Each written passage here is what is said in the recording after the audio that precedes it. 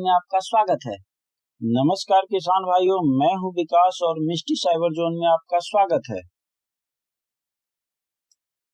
आपके लिए हम लेकर के आ गए हैं बहुत ही अहम वीडियो जो कि फसल बीमा खरीद को लेकर के है। तो आइए हम वीडियो शुरू करते हैं। वीडियो शुरू करने से पहले आपसे अनुरोध करूंगा कि आप हमारे चैनल पे नए हैं तो चैनल को सब्सक्राइब कीजिए और बेल आइकन को दबाइए ताकि आगे आने वाले वीडियो का नोटिफिकेशन सबसे पहले आप तक पहुंचे।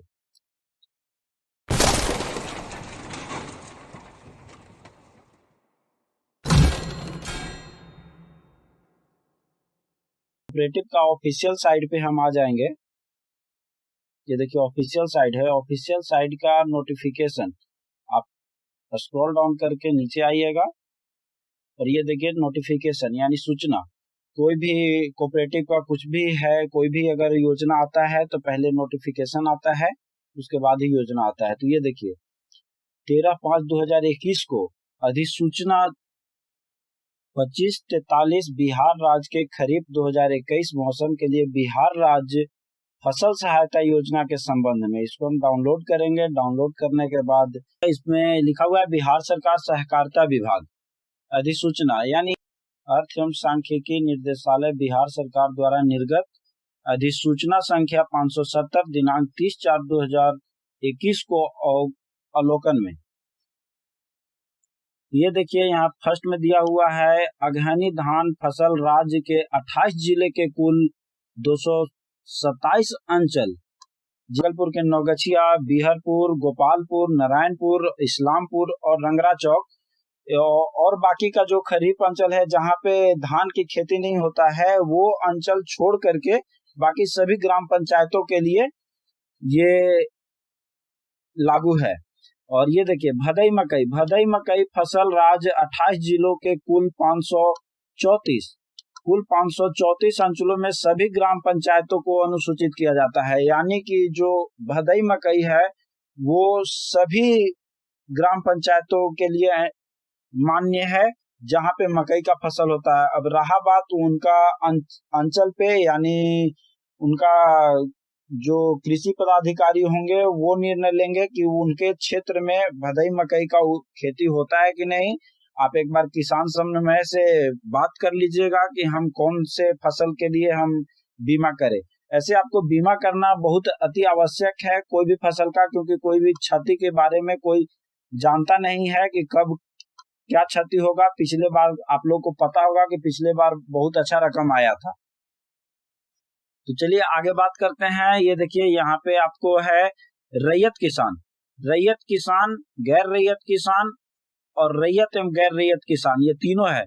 ये पिछले बार से ही आया है कि रैयत किसान, गैर रैयत किसान और रैयत और गैर रैयत। पिछले ऐसे हमारा दुकान है तो कुछ किसान लोगों का ये कंप्लेन होता था कि हम अपना भी खेती करते हैं और बटैया भी करते हैं, तो हम दोनों का नहीं पहले कर पाते थे। लेकिन पिछले वर्ष यानी 2021 से ये दोनों का अगहनी से ही चालू है, यानी खरीफ से ही ये चालू है, रैयत और गैर रैयत।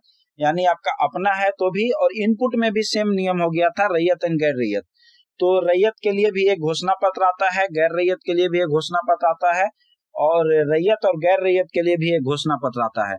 तो जो गैर रैयत का आप फॉर्म अप्लाई करेंगे, यानी जो बटैया खेती करते हैं किसी का या पट्टा पे खेती करते हैं, यानी वो स्वयं का भूमि नहीं है, वो दूसरे के जमीन पे वो खेती करते हैं, तो उनके लिए एक फॉर्म आता है। वो फॉर्म में वार्ड सदस्य या फिर किसान सलाहकार का सिग्नेचर और मुहर लगेगा।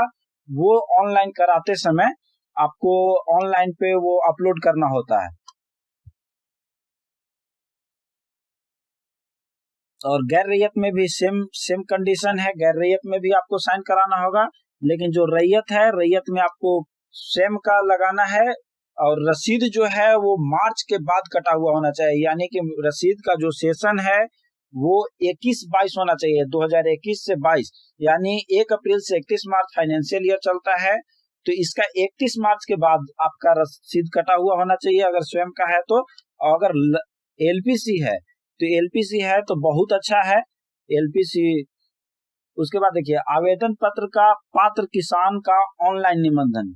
इस योजना के तहत सभी श्रेणी रैयत अथवा गैर रैयत अथवा रैयत एवं गैर रैयत दोनों के इच्छुक किसान को खरीफ 2021 मौसम में योजना के पोर्टल पर ऑनलाइन निबंधित करना अनिवार्य है।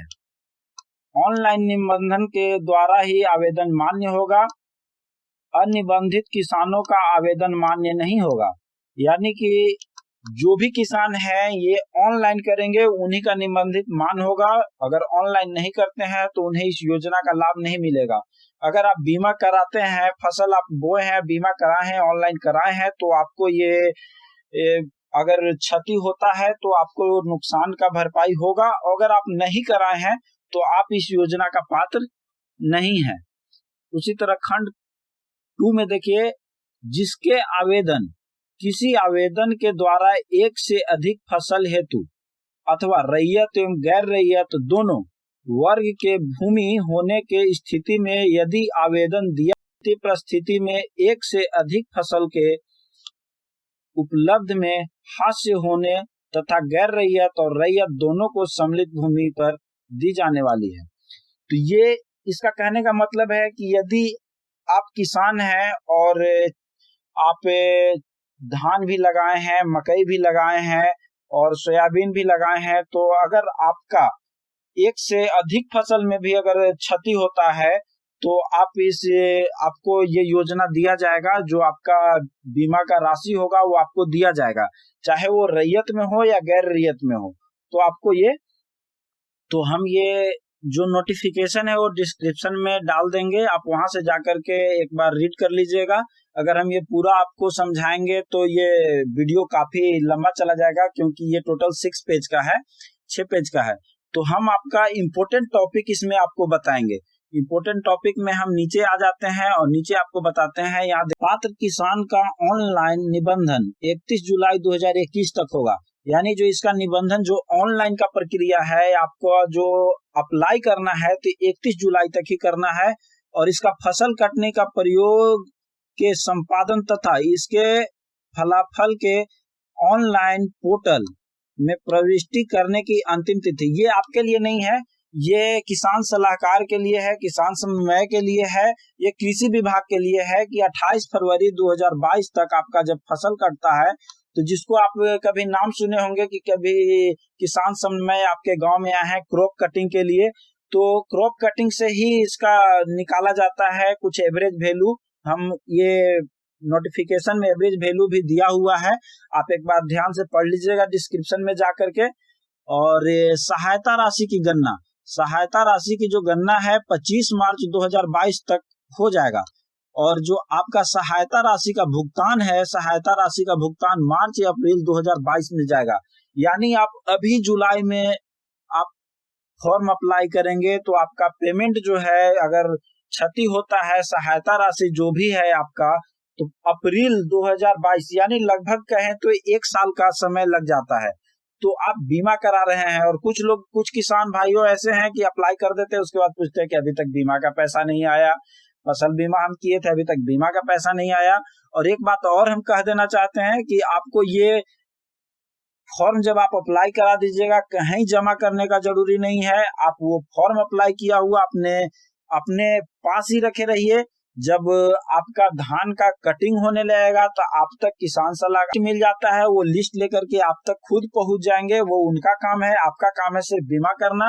वो निरीक्षण करेंगे, अगर आपका सत्य पाया गया तो आपको इस योजना का सहायता राशि आपको दिया जाएगा।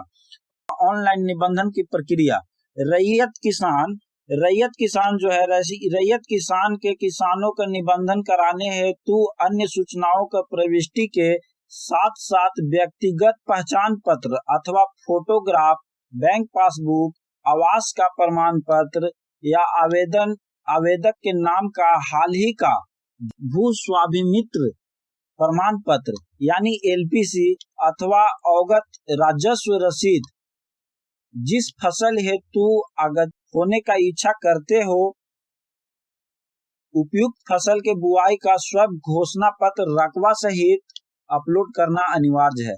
यदि आप स्वयं रैयत हैं और रैयत का फॉर्म भर रहे हैं, तो रैयत का फॉर्म भरने में इसमें कहा गया है कि आपका एक पहचान पत्र यानी आपका आधार कार्ड जो फोटो लगा हुआ एक पहचान पत्र, आधार कार्ड होना चाहिए, और बैंक पासबुक जो है वो आपका आधार से लिंक बैंक पासबुक होना चाहिए।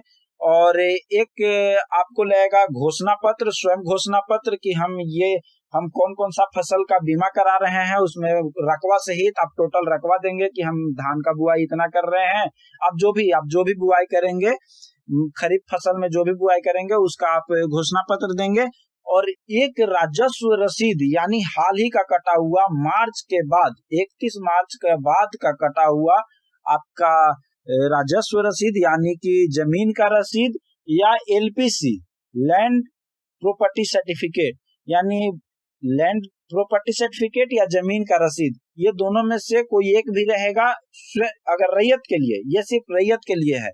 और गैर रैयत के लिए है एक पहचान पत्र, उनके लिए भी सेम है, बस थोड़ा सा बढ़ जाता है। देखिए, व्यक्तिगत पहचान पत्र, फोटोग्राफ, बैंक पासबुक एंड दूसरे के जमीन पर खेती करने के संबंध में घोषणा पत्र। आपको एक घोषणा पत्र देना होगा कि हम बटैया कर रहे हैं, उस बटैया अगर किसी के खेत पे कर रहे हैं तो आपको घोषणा पत्र देना होगा। घोषणा पत्र में बहुत जरूरी है कि आपका किसान सलाहकार या वार्ड सदस्य का होना चाहिए। यदि वार्ड सदस्य का होता है तो आप वो घोषणा पत्र में वार्ड सदस्य का आधार नंबर और उनका नाम होता है, क्योंकि ऑनलाइन कराते समय उनका आधार नंबर डाल के उनका नाम वेरीफाई किया जाता है। और एक स्व घोषणा पत्र देना है, यानी सहमति पत्र, जिसमें आपको देना है कि आप टोटल रकबा के साथ अंकित आप करेंगे घोषणा पत्र। उसमें देखिए यहाँ लिखा हुआ है किसान सलाहकार या वार्ड सदस्य द्वारा प्रति हस्ताक्षरित हो, वो अपलोड करना अनिवार्य है। यदि आप ये फॉर्म आप भर दे रहे हैं और बिना मोहर और सिग्नेचर का अगर आप अपलोड करवा लेते हैं, और फॉर्म तो आपका सबमिट हो जाएगा लेकिन बाद में आपका रिजेक्ट हो जाएगा, आपको ये योजना का लाभ नहीं मिलेगा। तो ये देखिए लिखा हुआ सभी श्रेणी के किसान को ऑनलाइन निबंधन हेतु आधार संख्या का प्रविष्टि किया जाना अनिवार्य है। यानी जो भी किसान ऑनलाइन अप्लाई कराएंगे उनका आधार वेरीफाई होना बहुत जरूरी है, क्योंकि जो भी पैसा है ना वो डीबीटी के माध्यम से आपको पैसा आएगा। तो डीबीटी का डायरेक्ट बेनिफिट ट्रांसफर, आपका जो भी बेनिफिट है वो डायरेक्ट बैंक अकाउंट में ट्रांसफर कर दिया जाएगा। इसलिए आधार कार्ड से लिंक होना बहुत जरूरी है। अभी ये ऑनलाइन होना शुरू नहीं हुआ है, ऑनलाइन शुरू हम ऐसे 2-3 दिन से इंतजार कर रहे थे कि अब शुरू हो जाएगा, लेकिन कुछ हमें पता चला कि कोऑपरेटिव का कुछ अपडेट चल रहा है अभी साइट पे। और एक बात और है कि बिहार में लॉकडाउन चल रहा है, इसके कारण आप का जो ये डेट इसमें दिया हुआ है नोटिफिकेशन में, वो डेट भी आपका बढ़ेगा। तो आप बिल्कुल घबराए नहीं, आप ऑनलाइन कर पाएंगे। हम उम्मीद करते हैं किसान भाइयों कि आपको ये वीडियो अच्छा लगा होगा। आपको ये वीडियो कैसा लगा कमेंट में जरूर बताइएगा, और वीडियो को लाइक कीजिए, शेयर कीजिए। तब तक के लिए धन्यवाद। जय हिंद।